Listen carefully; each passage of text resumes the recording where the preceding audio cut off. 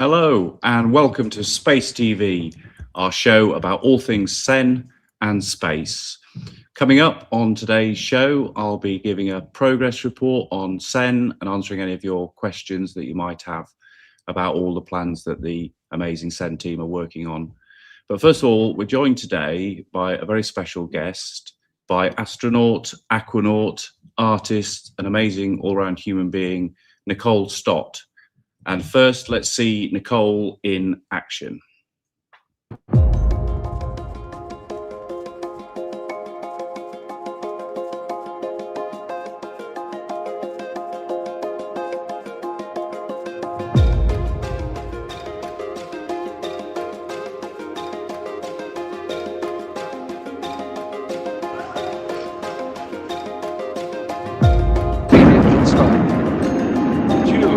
One.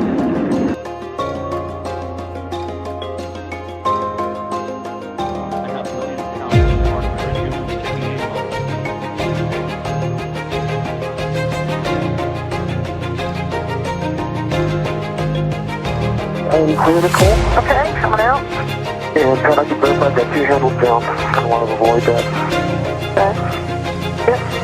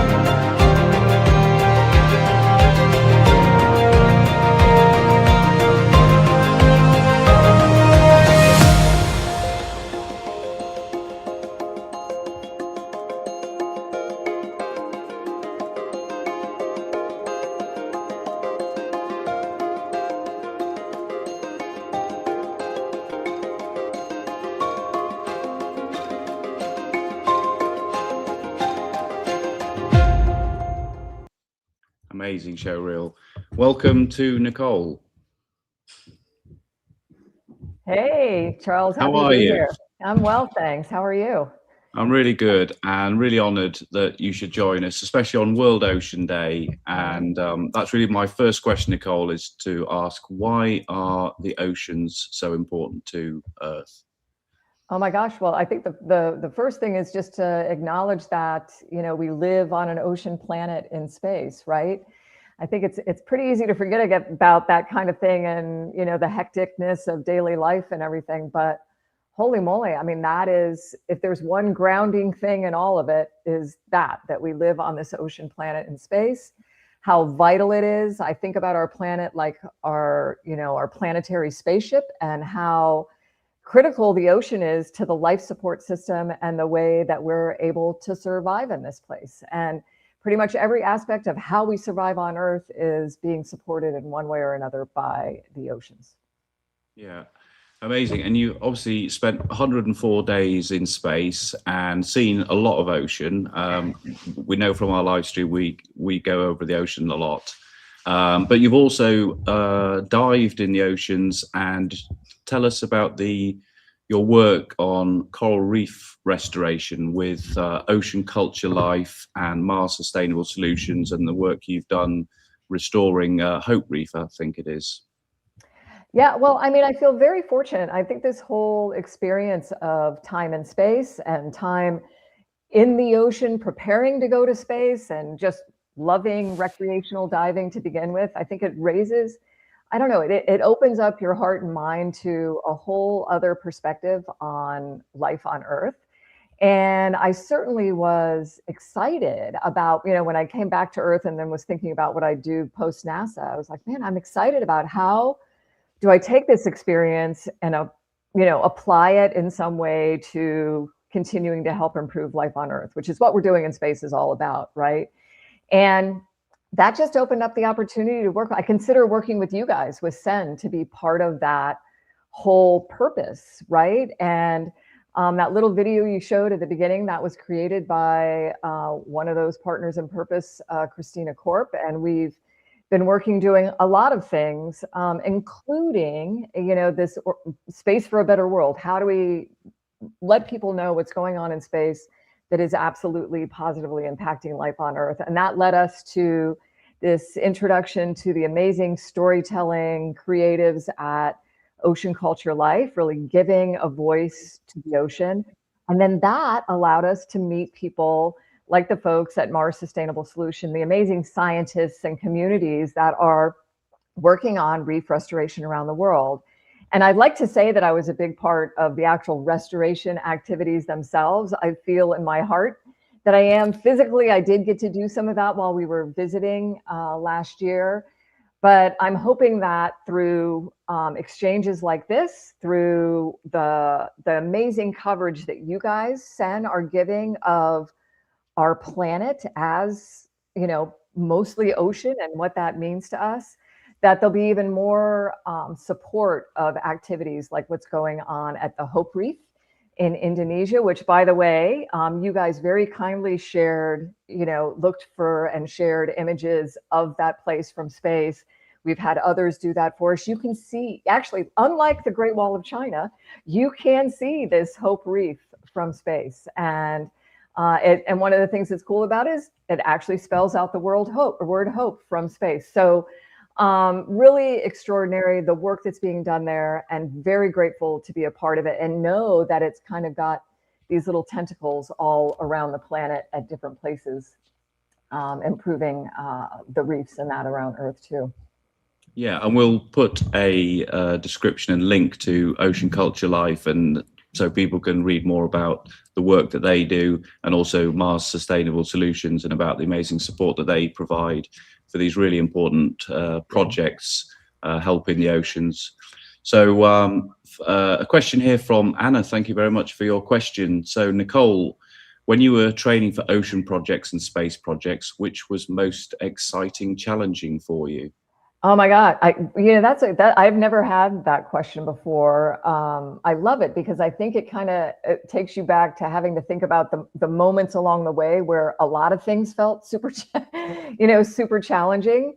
The ocean side of it for me was interesting because, one of the training things that we did as part of this expeditionary training was to go and live for an extended period of time underwater on the Aquarius undersea habitat as part of the Nemo 9 mission. And that was 18 days living in this habitat, like the size of an old school bus at 60 feet underwater, where once you were down there for an hour, your body's too saturated with nitrogen to just swim to the surface.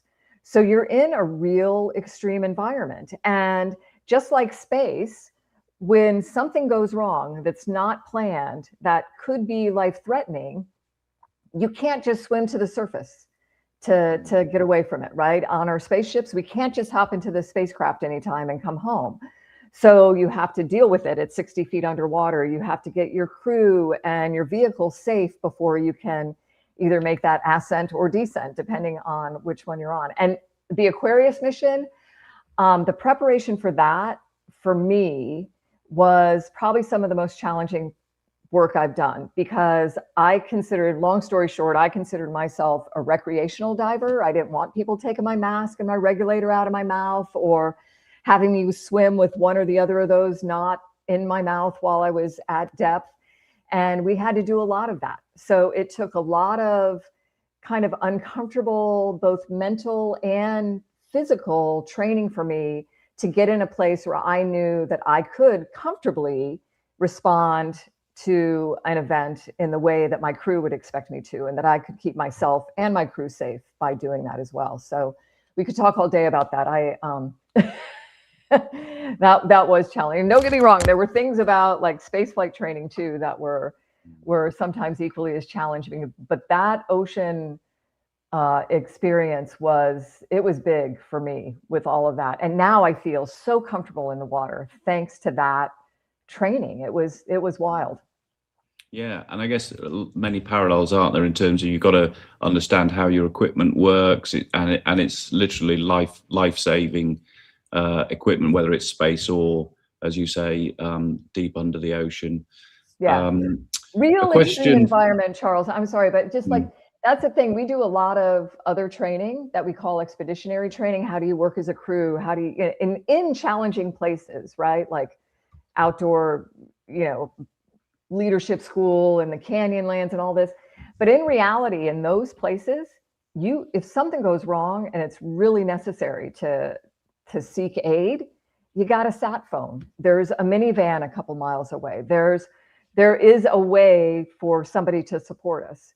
In that ocean environment, we really are having to depend on the training that we have and the support of our topside team and stuff, just like mission control with space. But in the end, you've got to be able to control yourself, right? Too. You've got to be able to sustain that kind of, ease with it, even though inside you might be really churning, right? Question from Oscar. Did you ever see any fireworks from space while on board the ISS? I did not, and I wish maybe it's because of when I was there. I was there in like August through November, and then like late February, early March. So there weren't like the big fireworky kinds of celebrations that you might experience down here on Earth either. But I don't know. I like to think about a lot of the stuff that we saw through the window. I mean, Aurora in some ways had this very otherworldly look of, like Earth and its whole environment was creating some kind of fireworks for us. And, the way lightning storms were, that they moved across the planet. I mean, that very, very reminiscent of what you might think of as watching a fireworks show.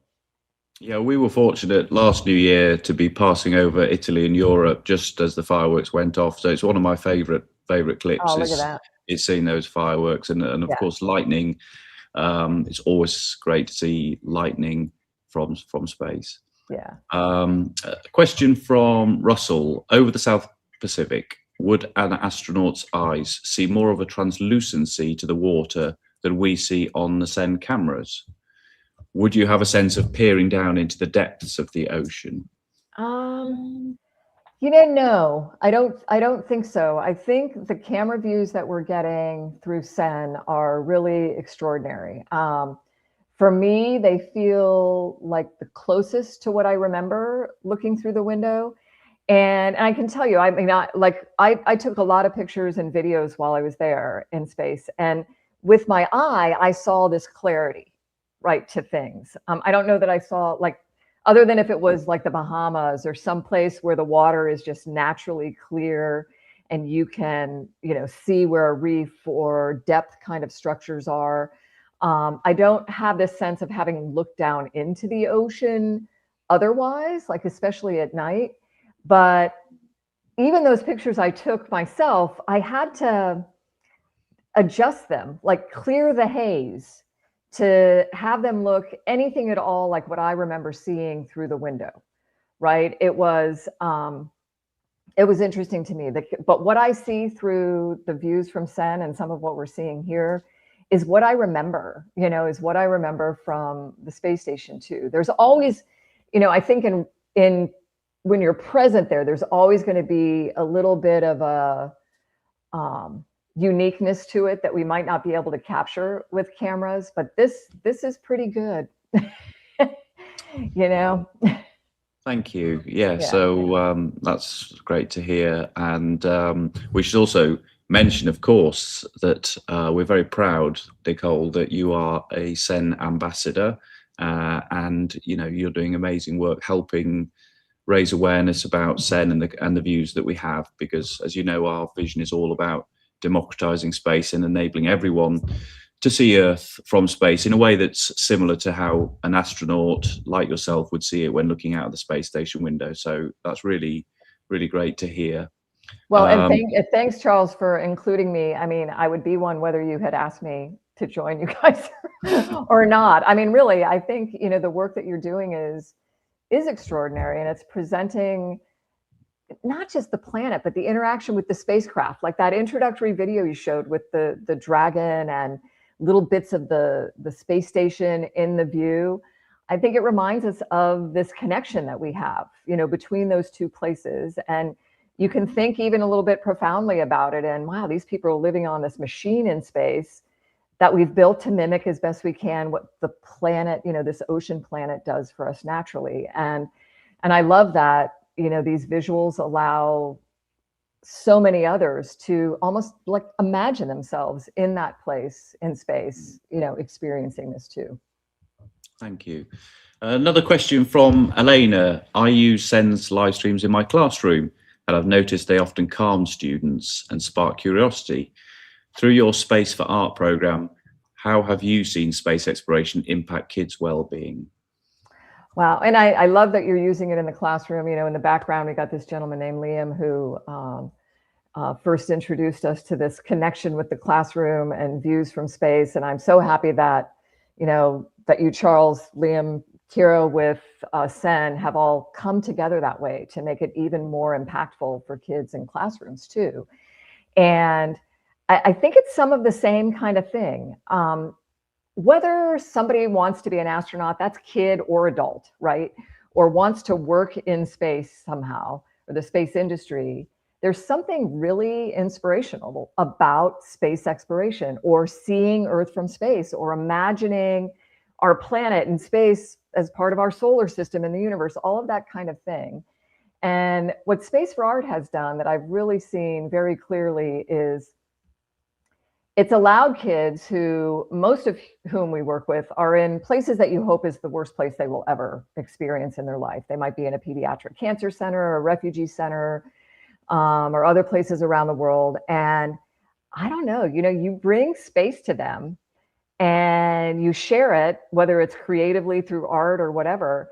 And I don't know, you just see this very positive response, this almost transcendent thing going on where they're sitting up straighter, they're asking you questions about, you know, the experience you've had, but also comparing that to what they might be going through and how it might be similar.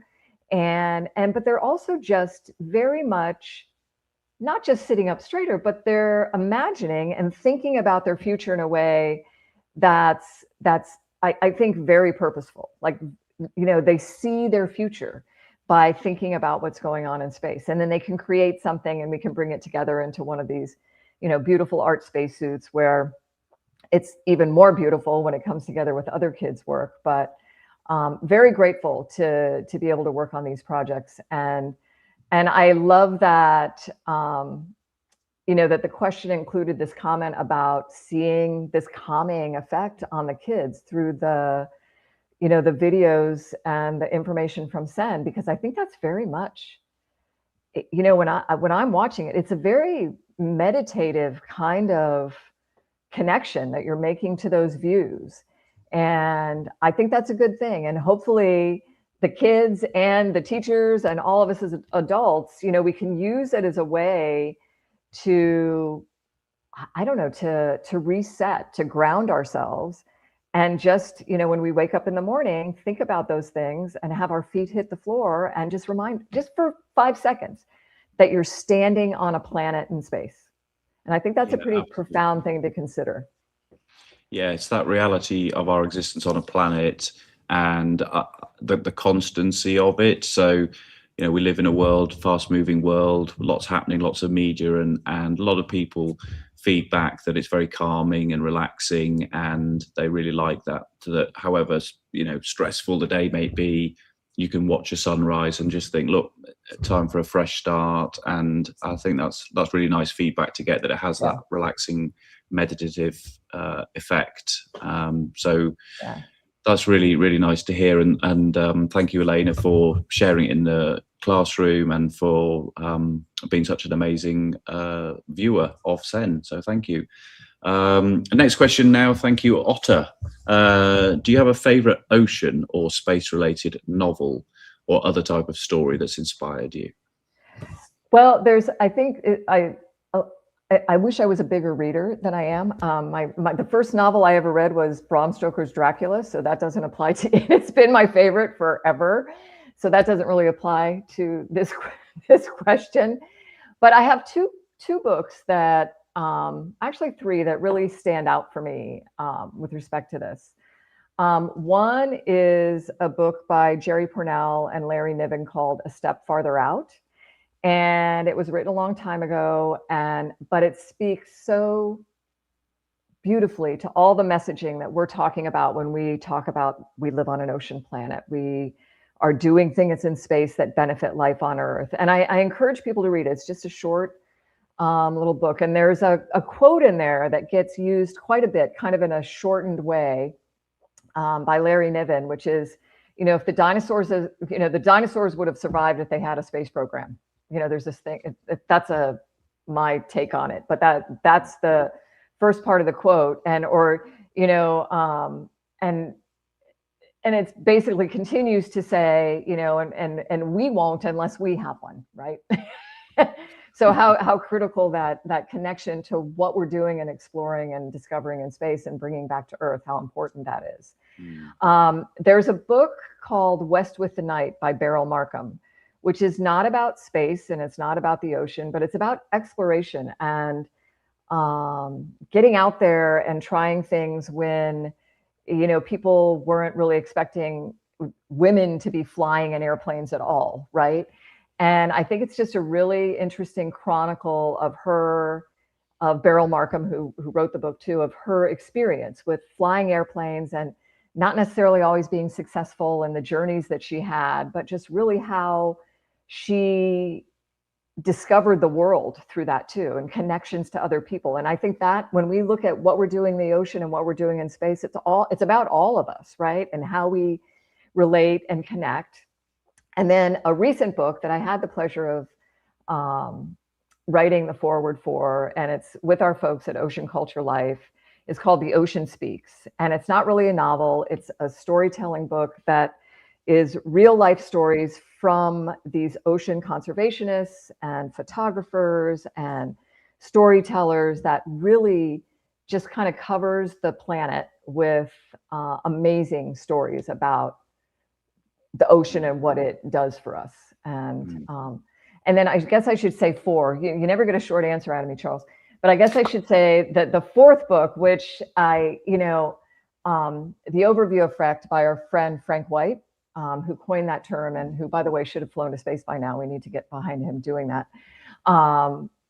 That book, and I think it's in its 5th edition now, has opened so many people's hearts and minds to the awe and wonder of our planetary home, of appreciating it from a different perspective. And that can be in the ocean. I would argue that can be in the ocean as well, or it could be through the experience that people have through SEN's amazing capture of Earth from space. And highly encourage people to read Frank's book overview. Yes, absolutely. And it's amazing. Frank is very, very supportive of what SEN does and very kindly sort of said, look, people used to always ask him, like, why don't you send video cameras up to do it? He said, no, someone else is going to do that. Someone else is going to do that. And he's really supportive of the fact that we're doing that and offering, the overview effect to everyone and to make it that accessible. And just before we come on to the next question, just whilst we're talking about what about films in terms of space films? I mean, it must be quite cool when you go to watch a space film as an astronaut, maybe in your NASA kit and stuff like that. Well, I can't remember ever doing that. Maybe for The Martian, because I did one of the with Dr. Jim Green. We did some of the movie junkets for that, so probably got to wear the blue jacket for that. But I mean, it's difficult, right, to go to space movies and just sit back, especially when it is a like human spaceflight related kind of thing, and just totally enjoy it, because you know, you're going to nitpick the heck out of, oh, we would never do it that way, or what is that all about? You know, that kind of thing. But I think regardless of what the profession is, people do that when it's about their profession. But I do try to just enjoy, and I highly encourage people to see Project Hail Mary if they haven't. There's a lot of fantastical stuff in there, but it's just a really wonderful human story, I think.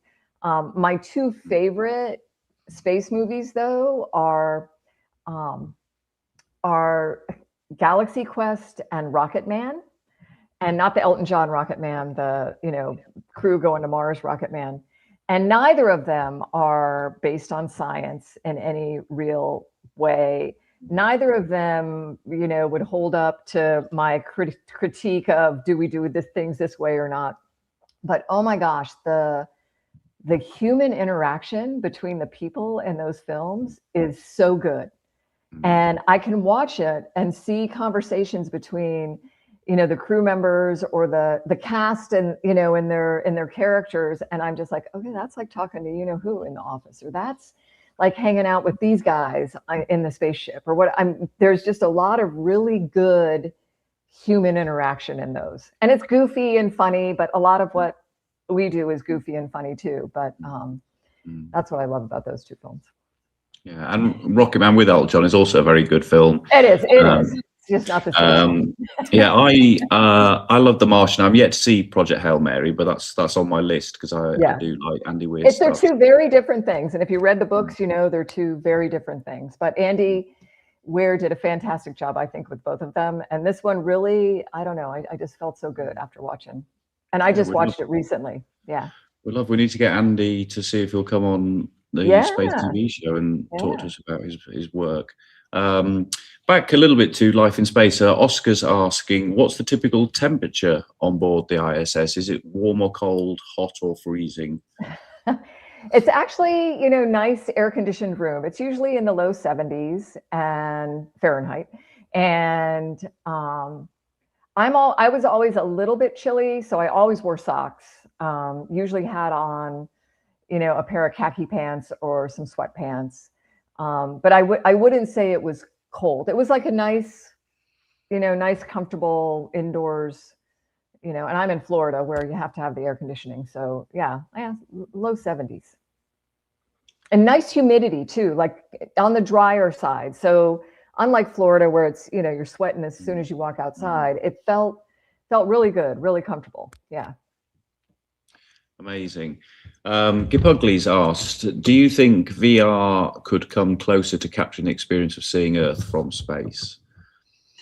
And I don't know if that's in comparison to something or what, but I mean, I think VR is another tool, right, to use to try to capture the experience. It would be fantastic if you could somehow incorporate your SEN, you know, the live SEN video into a VR experience that just surrounded you, right? I'm looking forward to the day when VR isn't the big headset. I mean, that to me, that no matter what it's used for, and I've been in some really good, like the Infinite, is it called the Infinite? The one VR experience that you go to, and they filmed some stuff on station as well for it, and it is really well done. I mean, it was, it's a really great interactive experience and all that, but I can't get over the headset. That's what gets me. Yeah. It is. It's a different way of experiencing it. It's immersive, and it is something that SEN is going to do with our next mission. Once we've got the full 24/7 live footage with additional cameras and perspectives that we're working on, it is something that we want to do, and possibly with, I think the sort of mass adoption product is probably going to be glasses. We know the main companies like Google and others are all developing these glasses, so you can watch it, sort of have that immersive experience. And I think that would be live content, live views of Earth from space, and being able to sort of control, like show map, don't, you know, turn the map off, you know, have that, and have the music and all of that would be a really fantastic experience, and it's something we would love to do. So thank you, Gipugli, for that question. You're all right for a couple more questions, Nicole? Yeah, go for it. So On the Highway has just asked, I've heard rumours of large areas of the Great Barrier Reef getting bleached out based on the current global warming pattern. Is this a bigger issue than is being discussed? Well, I don't know. I mean, I think it's being discussed quite a bit. And maybe that's because I'm in communities that are that are discussing it.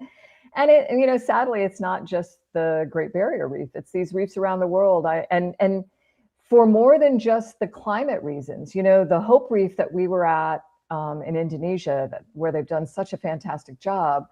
I mean, that was a place where the reef was rubble. It was just white bleached rubble, like to the seafloor, and it was brought back to life. And that was, in some ways about the temperature conditions in the water, but it was also due to the way fishing had been done historically for years in that area with like this blast fishing, which when you don't know better, that's something that's going to go on. We know better now, and those communities are wanting to restore their reefs so that the fish come back and all of that. But there's these multiple factors around the world that are going on that are, that are damaging the reef. But oh my gosh, what I love is that, these people that we met through Ocean Culture Life and Marsh Sustainable Solutions and the work we're doing with Space for a Better World, it's like there are people actively working on the solutions for this, right? And deploying them and having success. My friend Dave Vaughn and his group Plant a Million Corals down in Key West. Oh my gosh, they came up with this microfragmentation method to rapidly rebuild the structural boulder corals that we so desperately need as the structural base for these reefs. And people are actively wanting to make these things happen. Jamie Craggs in the UK, I just got to get in one of the little tanks, like these display fish tanks at Horniman Museum outside of London there, where some of the leading edge work on coral restoration is going on in the basement at Horniman Museum. It is fantastic. And that's being deployed in Indonesia and Hawaii and other places around the world, Great Barrier Reef. And the solutions are out there. And we have to take advantage of them. And then this tie with space, how in addition to the photography, and I see this, with SEN, I think there's more value to it also from the scientific standpoint of monitoring visual changes in a place, right? And then complementing that with the vital signs that we measure of Earth every day through our orbiting Earth observation satellites, and allowing people like Dave and Jamie and David and all these others that are doing the science of these reefs to understand them even more and be able to be even more proactively taking the steps needed to ensure that the reefs survive or spread or move to places that can survive. I mean, that is a ramble-fest question for me, because I'm like everything, I'm so excited about the fact that solutions exist to the greatest planetary problems that we have. And we just have to decide to deploy them, right? And it's another reason why I love the views we get from SEN, because we could physically, visually be watching that happen as well. Yeah, it's. I encourage everyone to look at the work that Ocean Culture Life and many other organisations are doing, as you say, to implement solutions to regrow coral reefs. And I saw the video recently of what they're doing, and it's really amazing. So, and that work supported by Mars Sustainable Solutions. So. Yeah. Fantastic to do read all about that, and there's hope there, isn't there? There's hope. There is. And I think that's what we need to be. Those are the stories we need to be telling, right? Because I think it encourages more to happen. And like, we were at an event together for Earth Day, a couple months ago, right? And we were at this really cool venue, Kanaloa House, and One Ocean Planet was there, and they were telling. Remember the two young kids that got up? These hero kids that got up and shared their stories of how they are actively working to help solve problems like, challenging the world's position on octopus farming and getting that turned around, or like coral, how vital it is to our waters, the seagrass and the kelp. And, that's happening now because of like 2 kids that decided they wanted, to ride bikes or swim to raise awareness of these things going on in the world. And man, that again, how we got there that day was through organizations like Ocean Culture Life and Space for a Better World. I mean, bringing these stories and this action together, I think it's really incredible. Yeah, really inspiring people. Yeah. And thank you to them for all their amazing work, really inspiring people to raise awareness of what's happening. Question from Peter. Once NASA has a permanent human presence on the moon, is it okay to care less about the presence in LEO? How bad would it be if there was a gap rather than an overlap? Oh my gosh, we have always done such a poor job with overlap, right? Think about, I mean, my second flight to space was on the final flight of the Space Shuttle Discovery.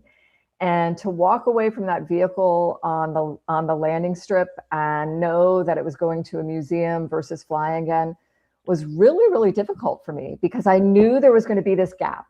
And as much as SpaceX has done awesome stuff and other companies have done awesome stuff, it doesn't happen, in 2 years, in 5 years to replace a spacecraft.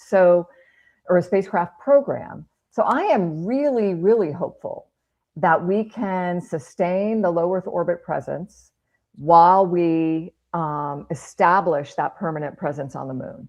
And I think the space world is wanting to make that happen, both from like the government, NASA, ESA, government agency side of things, to the commercial companies that are coming up and running this. And these public-private partnerships that NASA and others have put in place to accelerate that, to keep it going, I'm really, really hopeful that's going to be able to happen. I don't know what the tea leaves are saying, but man, I can't imagine losing our presence in low Earth orbit. I think it has been, even though, like my husband will say, the I and ISS. It's meant to be international, but a lot of times it's just invisible. And, I don't like to think about it that way, but so many people are not aware of the awesomeness that's been going on for over 25 years on that machine in space that's orbiting our planet 16 times a day, giving these incredible views through the SEN cameras, sharing it with us that way. But oh my gosh, the science, the international partnerships, the engineering that has gone into the International Space Station, it's like nothing we've ever seen before. It is an amazing example of, just living to this motto of off the Earth, for the Earth. And I think in the long run, we'll regret if that presence, if there's just this big gap in that presence, or we lose that because of going to the moon or onto Mars or anywhere. I think it's all part of the continuum of how we explore and benefit from operations in space. Yes, and I think it's with these public-private partnerships, as you say, there's a number of companies developing private space stations as well as going to the moon. So I would like to see, obviously, lots more activities in low Earth orbit, and we know there's things like space data centers coming and using solar energy to sort of solve the Earth's energy problems. So those sorts of missions, I think, are going to carry on anyway, just because they deliver benefits to people on Earth and make commercial sense. And so I think that will ultimately, economics will ultimately drive the success of those. So we need to be doing that and going to the moon and Mars and beyond. And we want to get send cameras filming and telling that whole story as we build this space TV network and connect humanity both on Earth and in space. So that's what we will carry on working on. But thank you very much for that question. So I think, unless there's any more questions, Nicole, please do hang around. I'm just going to do a little quick update on what SEN's working on. But thank you for answering so many questions and for being an amazing astronaut, aquanaut, artist, SEN ambassador. All those A words. For taking the time out of your busy schedule to come and talk to us today. But please do hang around for a few more minutes and Thank you, Russell, for saying Thanks, thank Russell. you.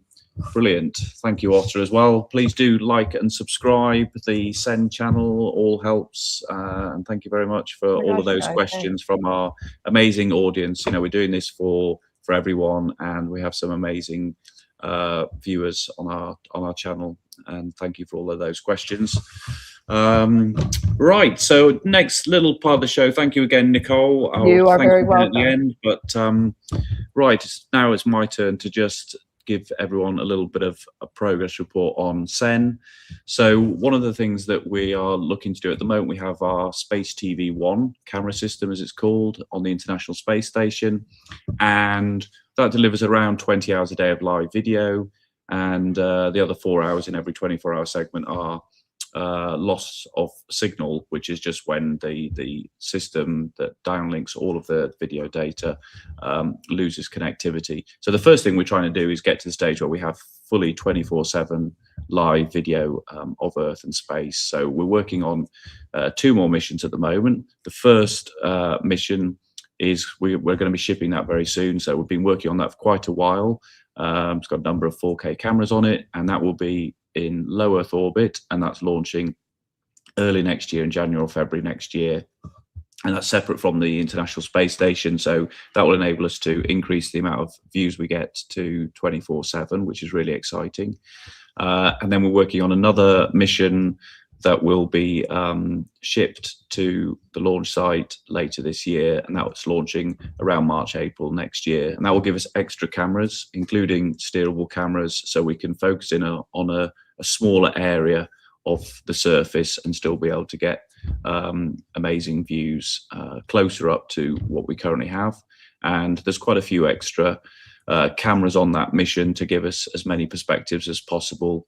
And then we'll have this full 24/7 stream for you. So that's really what the amazing team here have been working on very, very hard to deliver those next cameras into space. And the reason I wanted to mention that was because one of the common questions I get asked is what happens when the space station is end of life.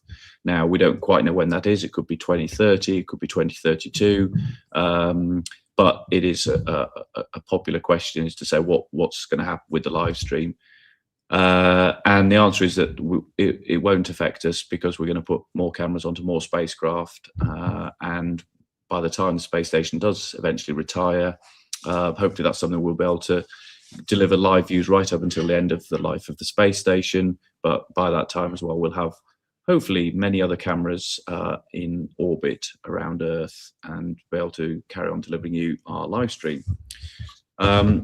We're focused on hosted cameras because they're low cost and scalable. They're sort of low cost for us because we've spent many, many millions of pounds in R&D over the last 10 years developing the electronics, the housing, the camera systems to be able to deliver these payloads to orbit.